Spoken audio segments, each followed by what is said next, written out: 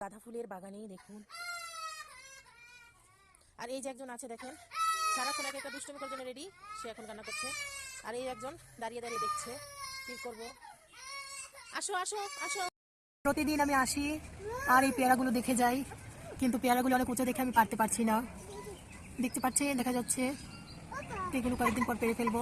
এই হচ্ছে আমাদের পেয়ারা গাছ। এই যে এটা 12 মাসের পেয়ারা গাছ, এখানে 12 মাস পেয়ারা থাকে মাশাআল্লাহ করে। গাছে সিম হয়েছে, যেটা এখন আমি পেরে নেব। এই অন্তরা, সিমগুলো একটু পেরে নাও তো। আমি তো পারতে পারবো না। একটু পারবে ইনশাআল্লাহ। এই তো, এই যে মাশাআল্লাহ কি সুন্দর সিম ধরেছে আনাচের মোর গাছে। ছিড়বো? হ্যাঁ হ্যাঁ ছিড়ো।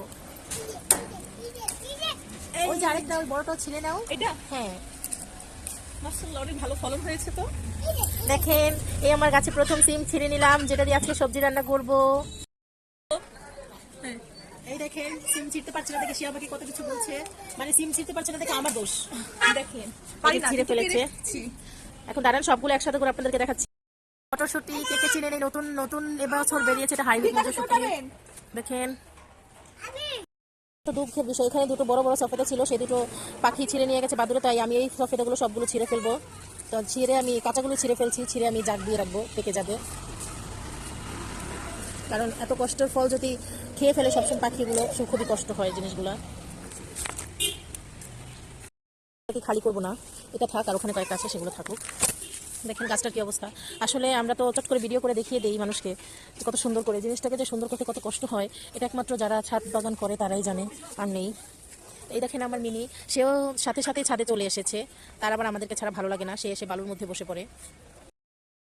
এখানে কয়টা বলুন তো? 7টা সফেদা আমি পেরে নিয়েছি। এগুলো ঘরে রেখে দিলে পেকে যাবে। দেখেন কি অবস্থা, এবছর আমার ফলগুলো এত নষ্ট হচ্ছে, আমার খুবই খারাপ লাগছে দেখে। থেকে নিব সবকিছু। দেখুন, ধনিয়া পাতা উঠে নিচ্ছি। ধনিয়া পাতা নিশ্চয়ই অনেকেই চিনেন, যাদের গ্রামে আছে থাকে। এখান থেকে নিচ্ছি, এগুলো দেখতে রান্না।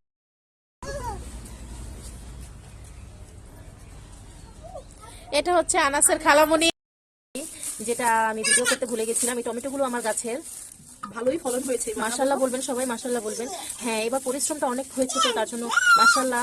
4টা ফুলকপি হয়েছিল, আর এই সফেদাগুলো গাছ থেকে তুলে নিয়ে এসেছি। শেষ হয়ে গেছে বলো। হ্যাঁ হ্যাঁ, অনেক মানে কেউ দেখে মাশাআল্লাহ বলে না, তো তার জন্য সবজিগুলো আমার পুরো নষ্ট হয়েছে। এটা হচ্ছে কিছু কিছু কুটনি আপাদের মন কালো, একবারে কালো।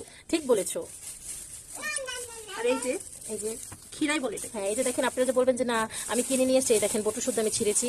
যেটা আমি এই গাছগুলো আমি শেয়ার করবো না, কারণ আমি আমার সফেদা গাছ, সিম গাছ এগুলো শেয়ার করে আমি খুবই বুঝেছি গাছ কিভাবে নষ্ট হয়ে যায়। আর এই সিমগুলো তো আপনাদেরকে দেখাইলাম, আমি পেরেছি, যে দেখতে পাচ্ছেন।